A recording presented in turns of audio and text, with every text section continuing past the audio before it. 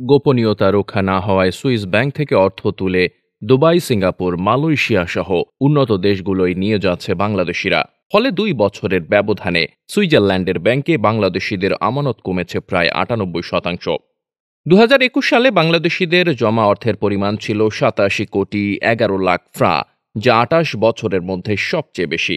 1996 সালের পর বাংলাদেশিদের এত অর্থ কখনো জমা পড়েনি সুইস ব্যাংকে। এর আগে 2016 সালে 66 কোটি 19 লাখ ফ্রা ছিল সর্বোচ্চ।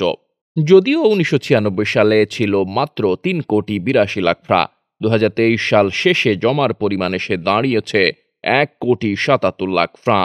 এ বিষয়ে গবেষণা প্রতিষ্ঠান পলিসি রিসার্চ ইনস্টিটিউট অব বাংলাদেশের নির্বাহী পরিচালক আহসান এইচ মনসুর বলেন, সুইস ব্যাংক এখন আর পরিচয় গোপন রাখার জায়গা নয়, তাই এটি বাংলাদেশিদের পছন্দের গন্তব্য নয়। বর্তমানে সবচেয়ে কাছের গন্তব্য হিসেবে বাংলাদেশিদের পছন্দের শীর্ষে রয়েছে দুবাই ও সিঙ্গাপুর। এছাড়া যুক্তরাষ্ট্র, ইংল্যান্ডের রিয়েল এস্টেট ব্যবসায় অর্থ পাচার এবং বিনিয়োগ করা হয়।